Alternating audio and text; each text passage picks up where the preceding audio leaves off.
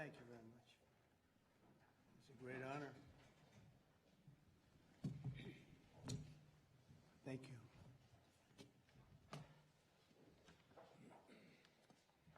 It's a long time, 35 years. They fought, and now they're friends, and they're going to be friends for a long time. But it's a big, beautiful honor to welcome everyone to the White House for this very historic peace summit between Armenia and Azerbaijan. It's really a great thrill for me. I love seeing good people get together, and that's what you have. You have two great leaders. I want to congratulate these two visionary people, Prime Minister Pashinyan and President Aliyev, for coming to Washington to sign this momentous joint declaration. It's a tremendously important document, and it's been a long time in coming. They were explaining before that so many times they thought they could get there. It never happened, just never happened. I also want to thank Secretary of State Marco Rubio, Special Envoy Steve Witkoff, and their teams at the State Department. And I see that we have Chris Wright outside and Senator Steve Daines sitting right here. Thank you, Chris. Thank you very much. And Steve, thank you very much. And we have some other wonderful dignitaries, including the dignitaries from your country. But they provided tremendous diplomatic assistance. And Marco, congratulations. It's a big thing. Keep going. He got many jobs. And then, of course, you would say Steve was quite influential. I call him Henry Kissinger, who doesn't leak. For more than 35 years, Armenia and Azerbaijan have fought a bitter conflict that resulted in tremendous suffering for both nations. They suffered gravely for so many years. Many tried to find a resolution, including the European Union. The Russians worked very hard on it, never happened. Sleepy Joe Biden tried, but you know what happened there. He tried for probably 12 minutes and didn't work out.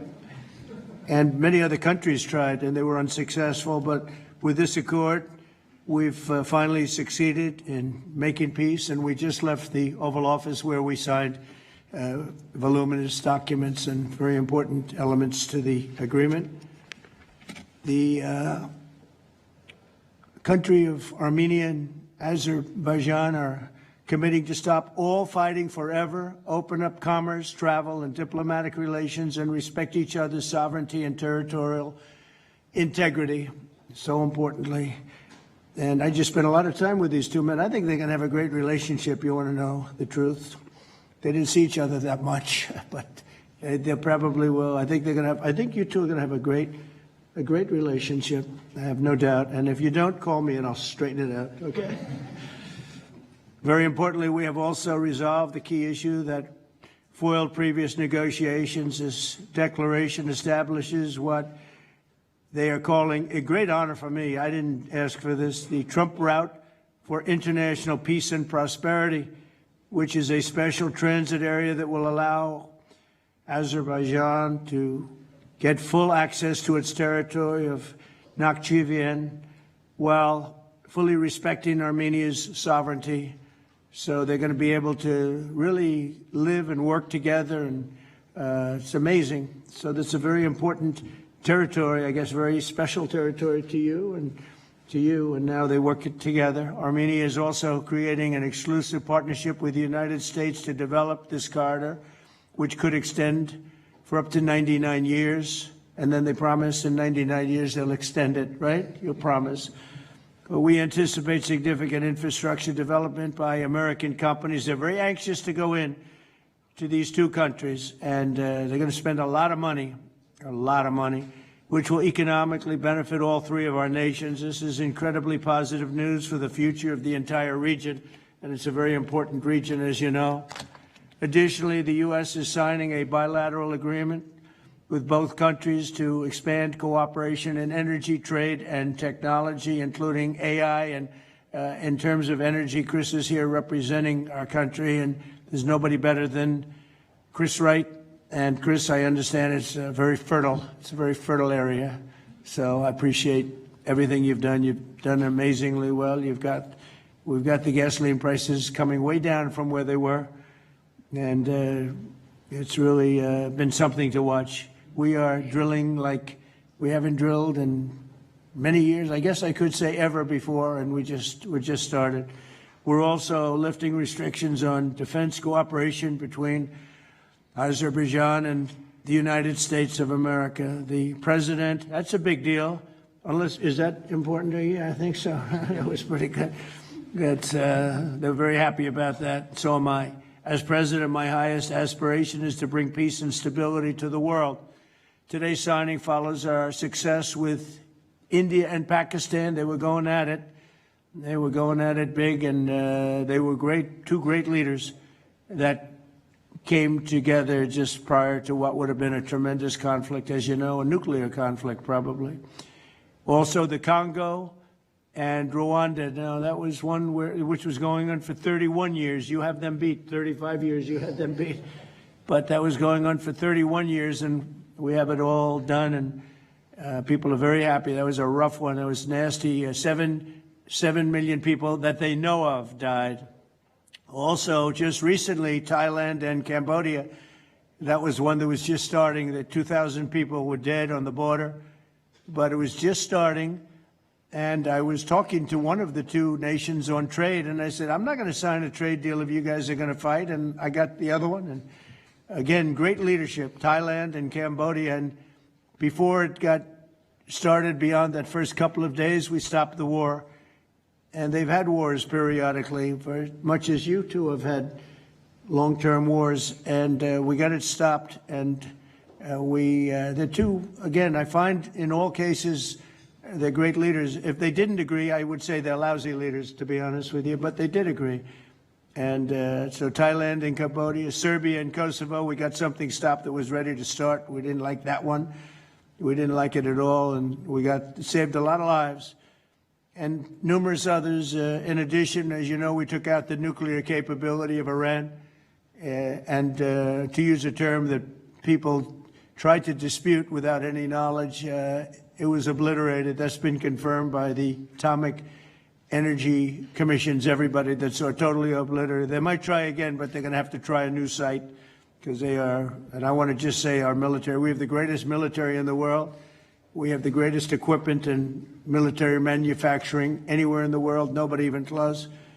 And that sort of proved it. So getting rid of that threat from the Middle East was very big. And I think a lot of people are going to be joining right now the Abraham Accords.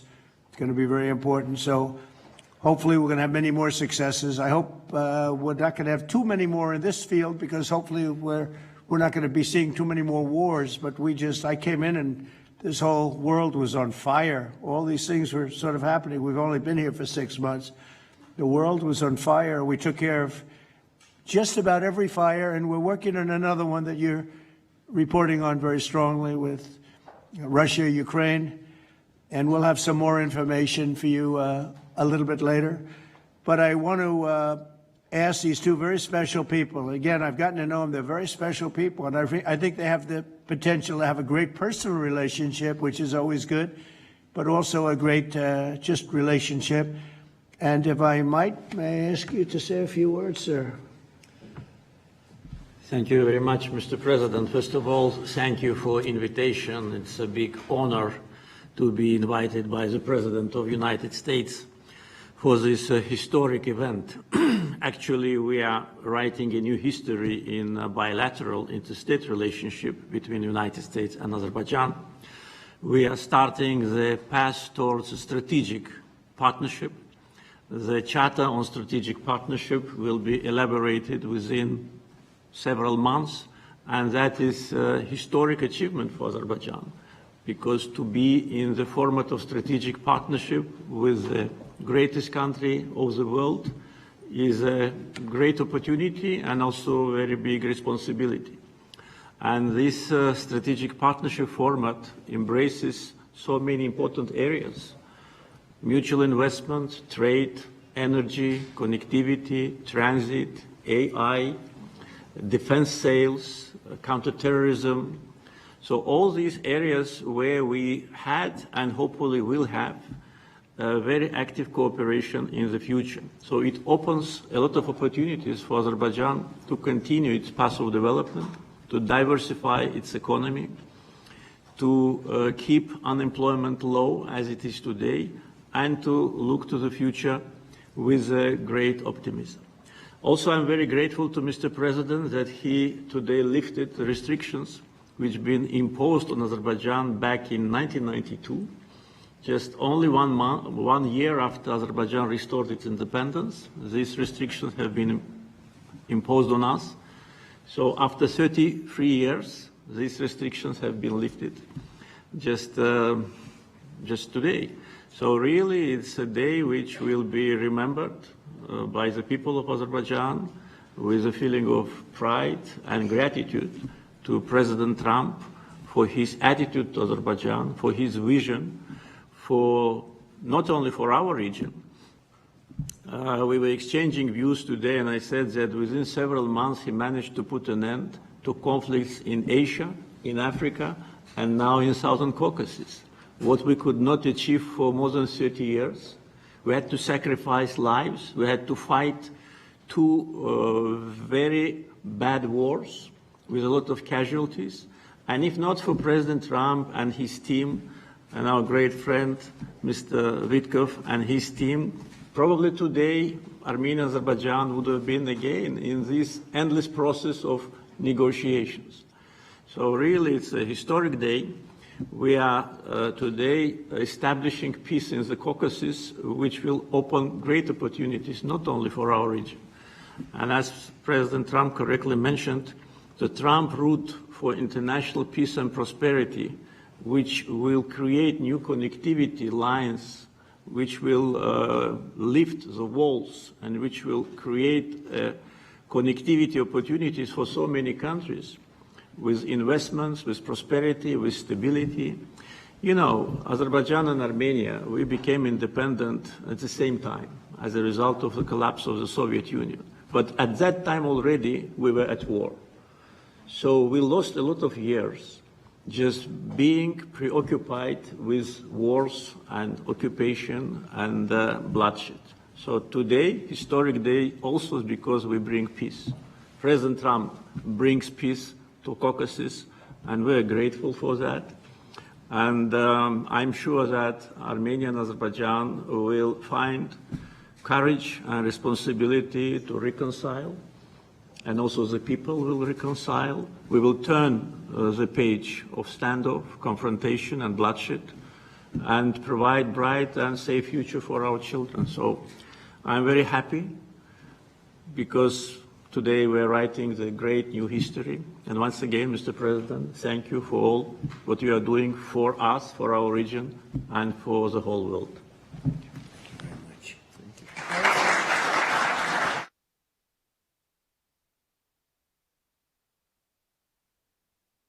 Great leaders. How long have you been in the leadership position? 22 years. 22 years. Yeah. That's pretty good. That means he's tough and smart. And it's an amazing part of the world. Congratulations. Thank what you. a great honor to be involved. Thank you very much. Please. Thank you, Mr. President, ladies and gentlemen. Today we have reached a significant milestone in Armenia-Azerbaijani relations. We're laying a foundation to write a better story than the one we had in the past. This breakthrough would be simply not have been possible without President Trump's personal engagement and his resolute commitment to peace in our region. The initiating of peace agreement will pave the way to end the decades of conflict between our countries and open a new era based on the full respect for the sovereignty and territorial integrity of each other. Today's declarations, which President Trump personally will sign as well as witness, gives confidence and assurance that we are opening a chapter of peace, prosperity, security, and economic cooperation in the South Caucasus In this context, allow me to highlight the agreement on opening transport communications in the region based on the principles of sovereignty, territorial integrity, and jurisdiction. I'm particularly thrilled that together with the US, Armenia will work to bring to life the Trump Road for Peace and Prosperity, a connectivity project that will unlock the entire region. TRIP will unlock strategic economic opportunities that will create long-term benefits. It will promote infrastructure investment, enhance regional connectivity, and strengthen U.S. leadership as a champion of conflict resolution. I want to thank President Trump and his team for brokering this game-changing outcome between Armenia and Azerbaijan. This is a great deal we've achieved today. This is a success for our countries and for our region, and a success for the world, because a more peaceful region means a safer world. This is peace through strength in a neutral. Mr. President, today's great achievement is yet another testimony to your global leadership and your legacy as a statesman and a peacemaker on the world stage. Bringing peace required vision, political courage, and determination. But what is most important is that it requires faith in the cause. As it is said in the Holy Bible, blessed are the peacemakers, for they will be called children of God. May God enlighten this way. Thank you, and my congratulations to all of us, President Aliyev, to you, to all of us, colleagues from Azerbaijan, Armenia, United States, and all the people of our region, all the people of our countries, and my congratulations to the world, because, as I said, it will definitely make the world a better place. Thank you. Thank you.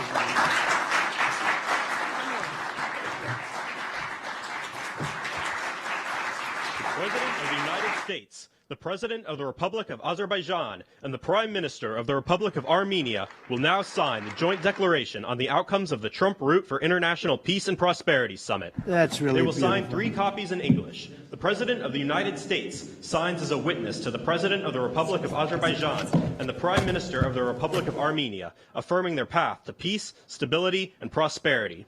We kindly ask that all guests remain seated for the signing of the documents.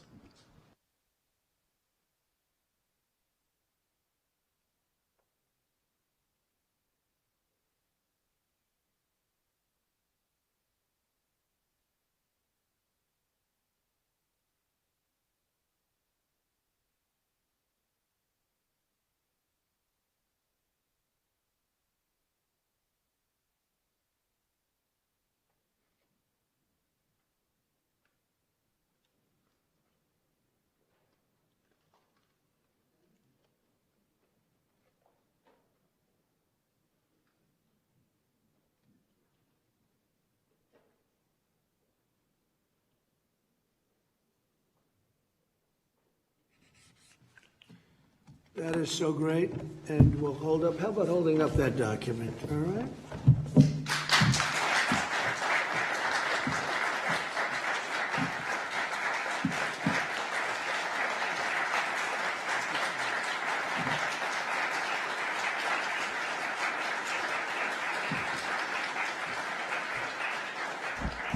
Well, thank you. This is really a big day, and we have some other big announcements, but I didn't want to make them because I don't want to do anything that could even in a little way overshadow what's taken place today. 35 years of death and hatred, and now it's going to be love and respect and success together. And I didn't really want to do anything that would in any way overshadow. I don't think it can be overshadowed when you're at war and so many people have suffered and so many people have been killed. And now you're going to have great peace. And I look forward to that corridor, because that corridor sounds, I'm going to have to get over there. I'll bring Senator Daines with me, and we're going to have to get over this, Steve. So, but this is a really great achievement, and I congratulate you. You're two incredible leaders. You're going to go down in history.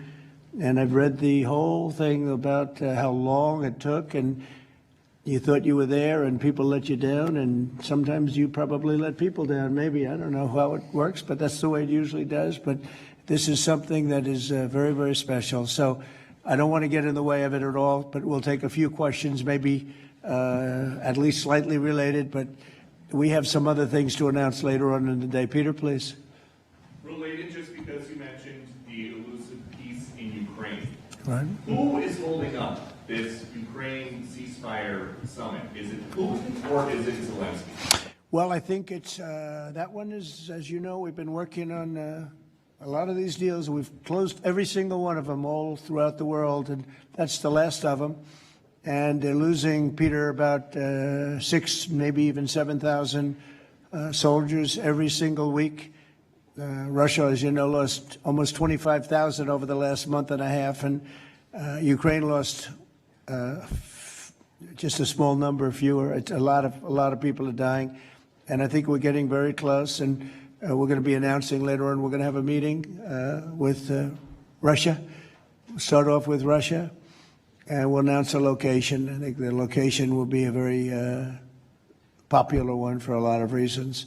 But we'll be announcing that a little bit later. I just don't want to do it now because of the importance of what we just did. I completely Yes, please, go ahead. Follow-up. Are you surprised that Zelensky hasn't figured out by now, in years of war, how to deal with you and to deal with Putin without needing permission to make concessions from his parliament or from a national president? Well, he's going out and getting what he needs. You know, he's not authorized to do certain things. I said, well, you're going to have to get it fast because, you know, we're getting very close to a deal. And he's doing that, and he's working with the European nations, and they're terrific people, terrific leaders, NATO. And as you know, I became very friendly with them. They agreed to go from 2% to 5%. 2% that they didn't pay to 5% that they've already paid. It's trillions of dollars. So, you know, we're working together very closely. But no, in all fairness to President Zelensky, he's getting everything he needs to assuming we get something done. But I'll be meeting very shortly with President Putin. It would have been sooner, but I guess there's security arrangements that unfortunately people have to make. Otherwise, I'd do it much quicker. He would too. He'd like to meet as soon as possible. I agree with it. But we'll be announcing that very shortly, okay? And location. Yeah, please. Mr. President, with this meeting with Putin, is this Russia's last chance to achieve peace? And do you expect Ukraine to make any type of territorial concession? Yeah, I don't like using the term last chance. Look, it's, you know, look, this is two very, very smart people. They've been going at it and their predecessors also very smart. They've been going at it for 35 years. It's tough. And, you know, when those guns start going off, it's awfully tough to get them to stop. It really does. It's a war that should have never happened. It would have never happened if I were president. There was no reason for it.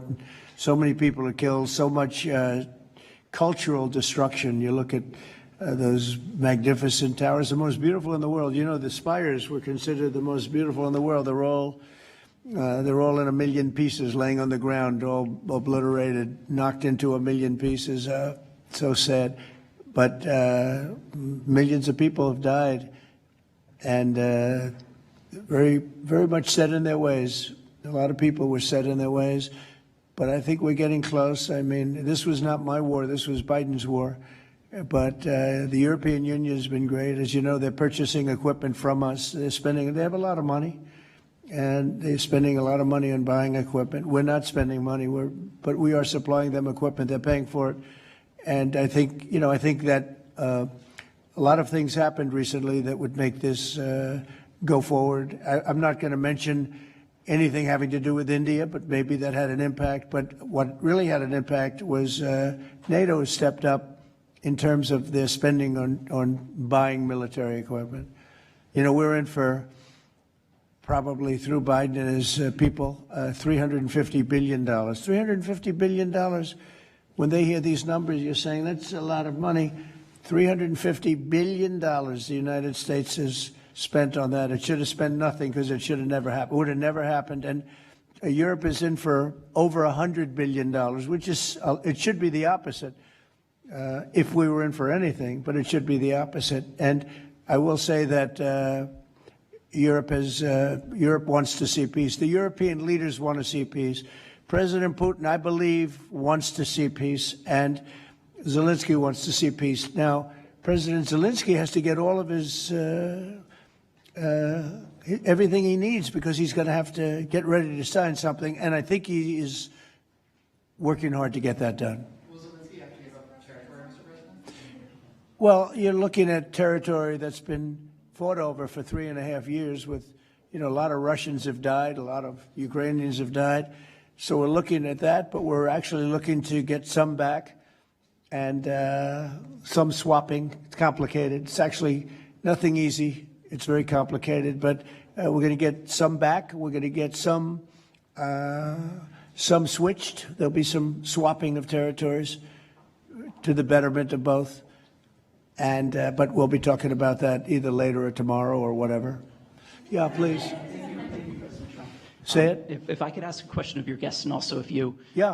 Of the guests, will the Armenians from Nagorno-Karabaj be allowed to return? And also, do you have any thoughts on the talk about President Trump winning the Nobel Peace Prize? And for President Trump, you're working on resolving 2 other major conflicts. In Gaza, you've spoke of resettling the Gazans. The country of Somaliland has expressed potential interest if you were to diplomatically recognize their independence. Are you inclined to do so? And also, did President Putin present an award to Mr. Witkoff during their recent visit? He likes Mr. Witkoff, I can tell you that. That's true. Please, go ahead. I think President Trump deserved to have a Nobel Peace Prize, and we will defend that, and we will promote for that, and that's obvious. So, and today's event, I think, is a very bright expression of that, and hopefully you will invite us to front row. You'll be front row. Yeah. We are in favor. Thank you. Thank you. Can I have a suggestion? Yes. So maybe we agree with Prime Minister Pashinyan to send a joint appeal to Nobel Committee to award President Trump with the Nobel Peace Prize, because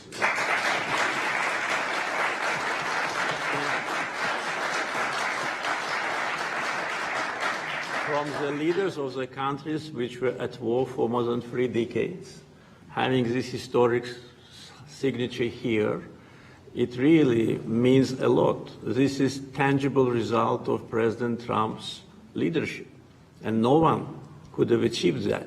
There have been many presidents here since beginning of 90s, and the so-called Minsk process, which, by the way, today we put an end to with my Armenian colleague, started in 1992. So negotiation under the auspices of OSCE continued for more than 3 decades without any result. So who, if not President Trump, deserves the Nobel Peace Prize? I don't want to go into the history of some very strange decisions of the Nobel Peace Committee to award the prize for someone who didn't do anything at all. But President Trump, in 6 months, did miracle. So I think that my Armenian colleague will support it, and judging by the reaction of the audience, I think as soon as we come back, we will agree to issue a joint letter, and hopefully, and I also join when President is awarded, we hope that he will invite us to the ceremony. You certainly will be. Thank you very much. Do we have draft to sign now? Well, we'll see what happens. We already like to sign. Thank you very much. It's very nice. We're looking into that right now. Good question, actually, and another complex one, as you know, but we're working on that right now. Somaliland. Thank you so much. I wanted to ask you, have you spoken to Russian President Putin yet, and would you go to Russia or Ukraine, and what exactly would you say We'll to be him? announcing a location in maybe a little while, and I think you'll be very happy. We'll see what happens, right? All we can do is do our best. We've been working on this one for a long time. This is a very complicated one also. This was extremely complicated, but we made it less complicated, and we had two very brilliant people on my right and my left. They understood what was at stake. I think if it didn't get done now, it might have never gotten done. So this is the same, very similar with Ukraine. It became more and more complicated as time went on. It was simple at the beginning. It wasn't going to happen, but it became more and more complicated. But I think we're getting close. Yes, ma'am. Yes, go ahead, please. Could the location for the summit be Italy? Location, Oh. Italy. I will give it to you very soon. Honestly, I don't want to do anything. These guys, I don't want to do anything where that's like, because this is a bigger story than a location. A location's good. I'm a real estate person. I know about location. But there's nothing to compete with this in terms of what we're doing today. It's just such a great achievement for these two.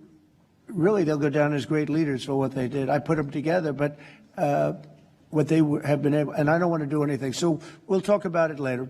Today, we'll give you a location today. You were talking about sending military forces to fight against the drug cartels in Latin America. Do you think it's worth sending our forces, our U.S. forces there to take this on? Cartels where? Central Latin America. Well, Latin America's got a lot of cartels. They've got a lot of drugs flowing. So, we want to protect our country. We have to protect our country. We haven't been doing it for 4 years. And we love this country like they love their countries. We have to protect our country. So, we're playing a tough game, but we'll have more to say about that soon. Yes, ma'am. Mr. President, I'm Musala from Azerbaijan News Agency Report. So we are grateful to be here. Today you host a truly historic meeting. As a person who values diplomacy and global interaction, do you consider the possibility to visiting Azerbaijan? Actually, you mentioned Azerbaijan and Armenia after this meeting. Well, To visit our countries, do you consider to visit? Wow. which one do I consider better? Yes. Oh, I think if I ever said that you would say, this guy couldn't have solved the problem. You know what? I consider them both great, okay? And you know what? They're going to be even greater. But and they're very different in many ways, but they have a lot in common. But they're both great as far as I'm concerned. Yeah, please. It's an interesting question, right? That would have been a hell of an answer if I said, well, I think I like this one or that one. No, we don't do that. Go ahead, please. Mr. President, first of all, thank you for bringing peace to South Caucasus, something that no one has been able to achieve in 35 years. Thank you. That's number one. We also noticed that you think highly of the commitments that the sides have taken on and assumed. However, considering the long history of conflict and the fact that this is not a legally binding document, will there be consequences if at some point one of the sides takes a step back? I don't think it's going to happen. I think it's going to be very good. And I told them, I gave them a personal commitment. If there's, there's always little problems here and there, right? The big ones have been solved. These are the giant ones have been solved. But if there's conflict, they both know they're going to call me and we're going to get it straightened out. They're not going to have a problem.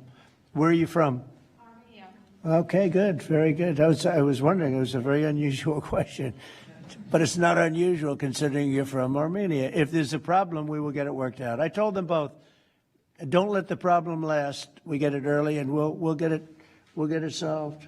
Good reporter you have over there. Okay? Can I Yes, ask? please. Can I add? Yeah. First of all, I'd like to say that today we initialed the peace deal, which was in the process of negotiations for quite a while. The fact that it is initialed here, in the capital number one of the world, in the office number one of the world, and in front of the great president of the United States, means that there should be no doubts and no suspicions that any of the sides would step back. If any of us, Prime Minister Pashinyan or myself, had in mind to step back, we wouldn't have come here. So you can be absolutely sure as well as Azerbaijani community, that what has happened today will result in peace, long-lasting peace, eternal peace in the Caucasus. That's a very nice I'm sorry. Fully agree and nothing to add.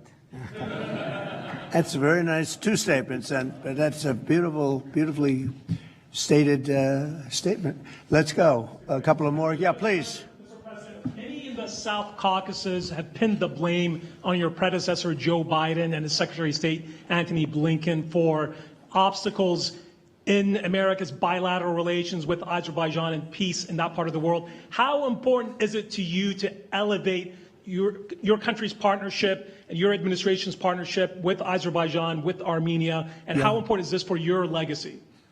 Well, to me, it's very important, but it's, you know, I know the history of what was going on because I do a lot of reading, and they've been at a vicious, you know, they've had a very contentious relationship for a long time. It's war. Most of the time was war.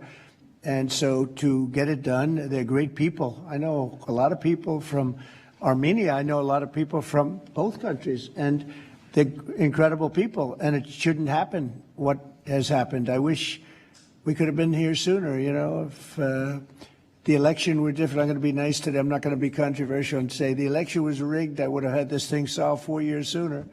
But the truth is that's right. If the election weren't rigged, I would have been here 4 years sooner. We would have signed the same agreement 4 years sooner. But it didn't happen, and the Biden administration did really very little, actually nothing, to get it done. But they did nothing to get really anything done. It was this country was in very serious shape. And I say it over and over again. I met all the leaders of NATO. I went, as you know, to the Middle East. I was with the King of Saudi Arabia, the leaders of great countries, right? Qatar and UAE and others in the Middle East. And everyone essentially said the same thing. We had a dead country 1 year ago. We had a dead country. Our country was dying. And now we have the hottest country anywhere in the world. It's not even close. We have the hottest country in the world. And it's an honor to use that, if you call it power or respect or whatever it is, to settle wars like we have right here to my left and my right. And these two guys are very smart. I got to know them, and they're very smart. They're not going to, I don't think they're going to ever have to bother with me. They may call me just to bug me a little bit. Let me put them to a test, and they'll call because they like to call me. But they're not going to have any problem. We have a very comprehensive agreement. It's a peace agreement. And this isn't ceasefire. This isn't we'll hold off. This is a peace agreement. And they're going to end up doing a lot of business with each other. They're going to do a lot of business with the United States. And I'm going to always remember, at least during the time that I'm here, I'm going to remember how smart they were, how good they were.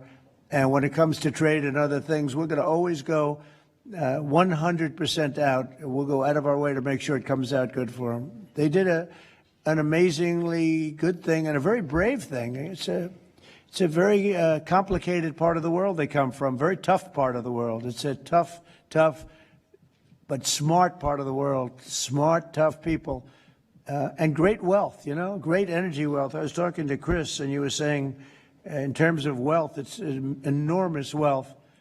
But wealth doesn't often solve problems. It takes other things. But they're amazing, two amazing leaders, and it's an honor to be associated with them.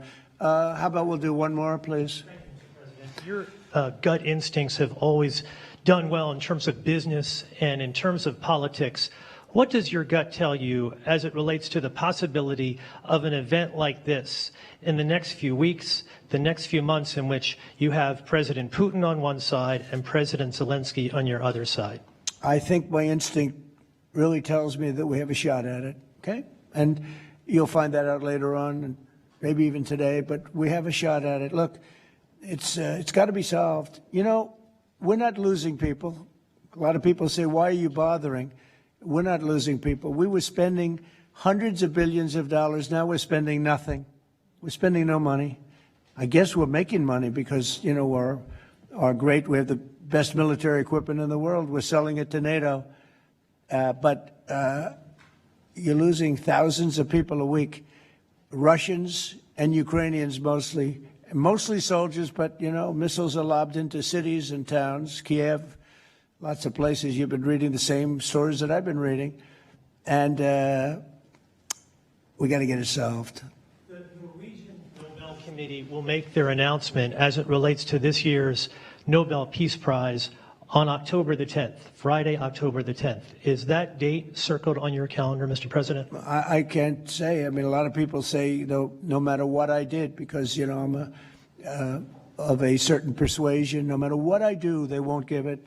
And I'm not politicking for it. I have a lot of people that are. I know. I mean, I read the same things as you do. But it would be a great honor, certainly. But I would never politic. I'm not doing it for that. I'm doing it because of, I really, number one, I want to save lives. That's why I'm involved so much with Ukraine and Russia. It's saving lives of Russians and Ukrainians. It's not American lives. Now, I would say this, that war could have escalated in something much better. That could have been a world war. I think if we didn't come, Ukraine-Russia would have ended up being a world war. And I stopped that. That stopped. Now, the only question is, when is it going to be settled? And it could be very soon, but when is it going to be? But that would have been a world war. If I didn't come along with a very talented group of people sitting largely right here, but there are others not in the room that are very talented, I think Russia, Ukraine would have had a very, very high degree, I think even probably would have ended up being in a world war. I don't think people talk about that now because they don't see it anymore, but we've brought it down a long way, but that was getting to a point. When I first came in, I said, wow, this thing is really bad. And it could have escalated to a level that you people would have been very unhappy with. Yeah. Your predecessor, Mr. President, President Ronald Reagan, had a phrase as it relates to dealing with the then Soviet Union and also Mikhail Gorbachev. The phrase was trust but verify. Do you subscribe to that same view as it relates to Mr. Putin and Russia? Well, I do, relating to everybody. I mean, not just President Putin, but also people and leaders that I deal with. Look, I'm dealing with trade. And some of the worst deals we made, some of the worst trade deals we have, I talk about friend and foe, right? Friend and foe, two interesting words. Some of our worst trade deals were not with the foe, they were with the friends. Our friends were just killing us on trade. Not anymore. Not anymore. We're taking in trillions of dollars, and we're respected, and we're settling, through trade, even a little bit here, less here than on some, but through trade, I got things settled. With India, Pakistan, I think it was trade more than any other reason. That's how I got involved. I said, I don't want to be dealing with countries that are trying to blow up themselves and maybe the world. They're nuclear nations. That was a big one. Getting that one settled, I think you'd agree. That was a big one. And they were going at it. They were shooting airplanes out of the sky. 5 or 6 planes got shot down in their last little skirmish, and then it was going to escalate from there. And they could have gotten to be very, very bad. No, I want to save a lot of lives. I love saving lives. That's what it's about. And when you save lives, you really end up having a peaceful world. Usually that ends up pretty well. I want to thank everybody, but in particular these two great leaders for having the courage to do what they did today, and they're going to go down in the history books. And it's a great honor to be involved. Thank you very much.